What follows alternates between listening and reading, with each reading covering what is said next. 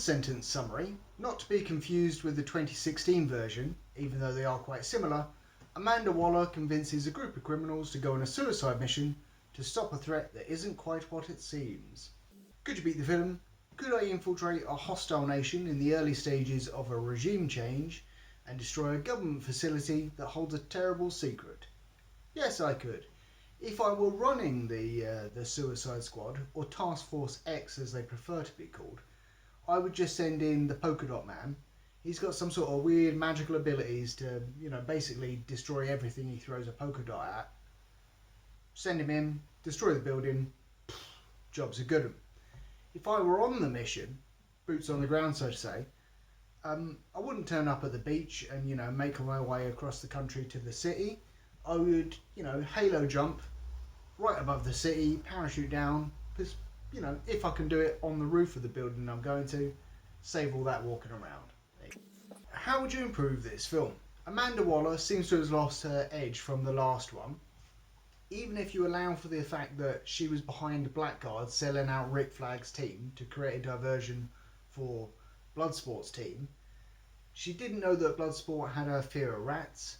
She let King Shark be on the team, who's just a complete liability, he wasn't useful at all. And she didn't check if the Weasel could swim.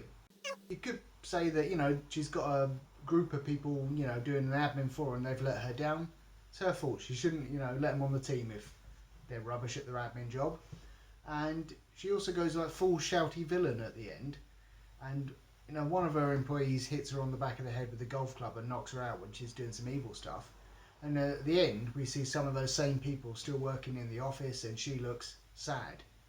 Those people are probably going to die in accidents soon. Harley Quinn, this is a side note more about swimming, could not swim in the last Suicide Squad film, and in this one she can, and I think she's carrying a big duffel bag or something, so that's a interesting thing. I was not a fan of the title cards that pop up during the film, which use kind of elements of the scene to set the name up or what they're doing or operation whatever, and it used, if there's fire it would use fire, if there were pipes it would use pipes. Didn't like those, especially when we have seen the building that they are looking at and kind of identifying a couple of times in the film already. Please stop doing that. This film is set in basically the DC Universe equivalent of Cuba, so why haven't the locals renamed Project Jotunheim since kicking out the Nazis who originally named it? And one of the characters, Savant, he kills a bird in Louisiana, and then the same type of bird feasts on his corpse in Corto Maltese after he's had the back of his head exploded. I have no other choice but to believe the bird that ate part of his corpse was a relative of the bird he killed and had followed him, possibly on the same plane/helicopter thing, and was waiting for a chance to get its revenge. There are 2 slow-mo shots of the team walking, and that is one too many. Regime change that's going on. There are 2 El Presidentes in this film. El Presidente number 1. His guards come in way too late after what they must have heard that gunshot. That must be why they'd come into the room. But it was a good 2 or 3 minutes after the gunshot had gone off that they burst in. No, they're not guarding enough.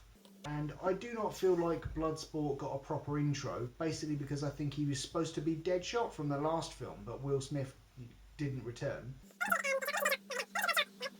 They mention Bloodsport is a deadly assassin type fellow, but they never mention his high-tech weaponry that he seems to be integrated into his suit.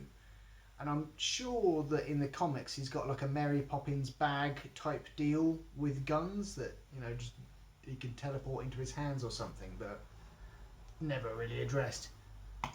Idris Elba, with his natural accent as a Londoner, identifies himself as one of the Americans that the Corto Maltesian army are looking for, so that was odd.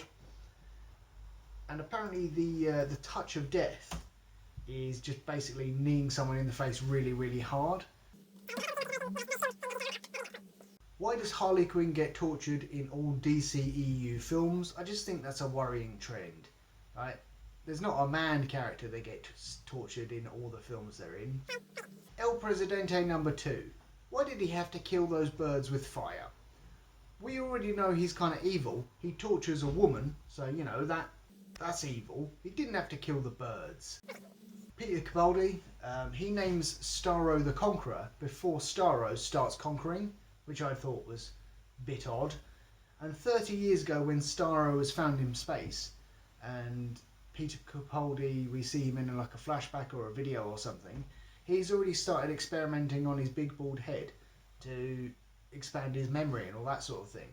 So why is he not completely like different now? Because 30 years for computers and sticking them in your brain, computers have evolved a lot in my lifetime, so whatever, I'm thinking too much about it.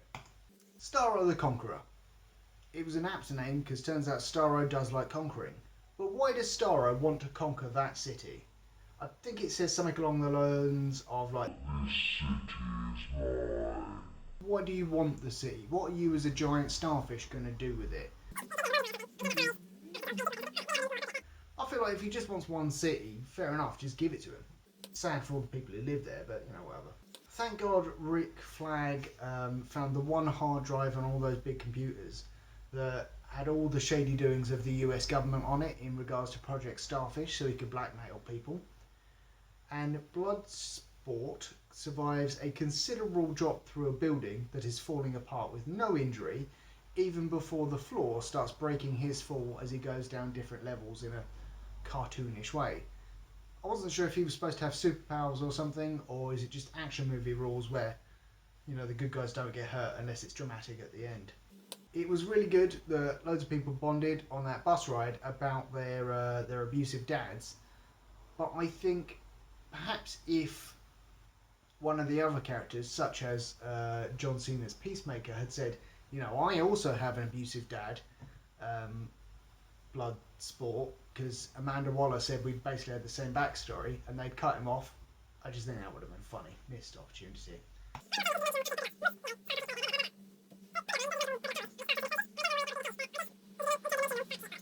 Rating out of 5 beers. I would give this 2 beers out of 5. It was pretty good. It was better than the last version of this film I watched.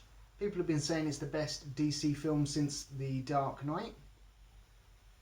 Yeah, maybe. I mean, it's not fantastic, but the other ones have been rubbish.